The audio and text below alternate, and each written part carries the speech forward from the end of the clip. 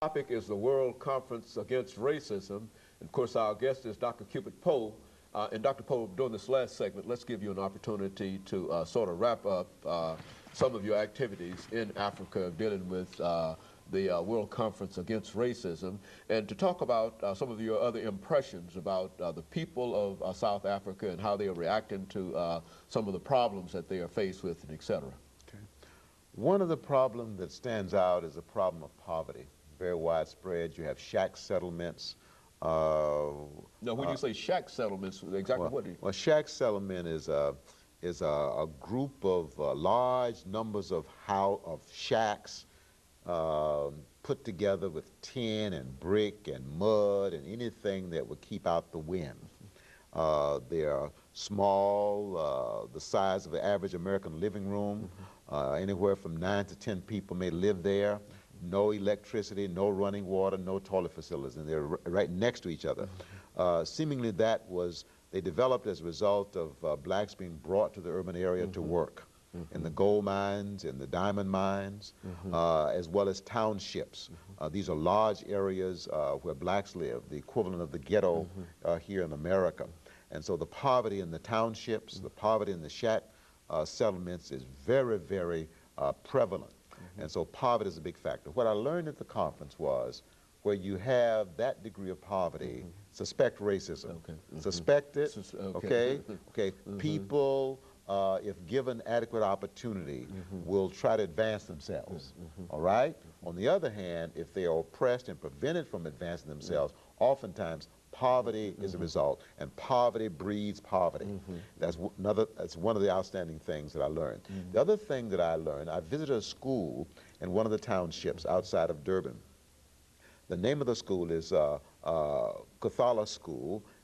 It has students there from primary up to grade 4. And there are 800 kids there and 22 teachers. They don't have adequate classrooms. They have 10 classrooms for 800 children. 6 of the classes each day, school day, have to meet outside. They have no playground facilities. But the amazing thing about the students is that in the classrooms that I visited, they were averaging about 40 to 45 per classroom. They were surprisingly disciplined. No talking to each other as I was standing there being introduced, no disruption. They were attentive, and it's an amazing thing that the girls look like the boys because they cut their hair, okay? But the instructor said, I said, you know, your students are more disciplined than our students. And she said, well, one thing, part of the African family tradition is to teach respect. We teach our children respect for their elders and respect for one another. I said, now, do you mean by respect love? And she said, yes, that's exactly what I mean. She said, we also emphasize respect here at the school. And I said, how do you teach respect? How do you teach love? And she said, well, we come down on their level. I come down on their level to let them know that I'm their friend, to let them know I'm available to them. She said, I listen to them, I smile at them, I encourage them. I let them know that I'm concerned. I had never before in my life, I think, asked somebody to explain to me how you show love for another person. She did an excellent job. She helped me to see that one of the deficiencies in our culture, in the American culture, is that we have forgotten, I think, to teach one of the most important things we can teach in a school system or a child is respect or love. Respect for elders, love for your elders, love for one another, respect for one another, and that ends up being respect for oneself. And that's the enemy of self-hate. For you see, as I said, racism essentially is self-hate. And I think it's a byproduct of the fact that we teach so many other things. We teach the acquisition of wealth. We teach the pursuit of success, same thing, okay? But the deficiency, I think, in our public school system and in our homes is, by and large, we're not doing a good enough job of teaching respect or love.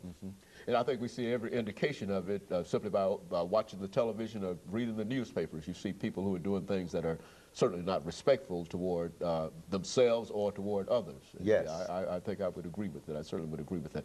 Now, Dr. Poe, looking at this whole conference, this is the second conference, I understand. Do you think that the conference had any real impact?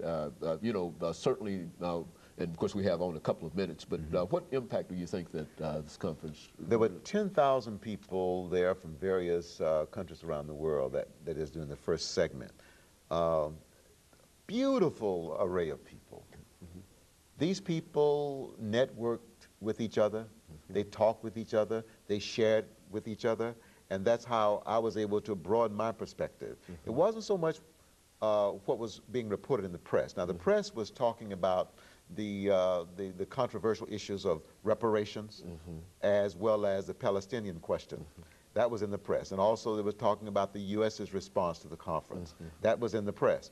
And there were some people who believed that unless the conference could agree on a position that was acceptable to most of the delegates about the Palestinian question, unless they could agree on the position that the conference should take regarding reparations, that the conference would not be a success.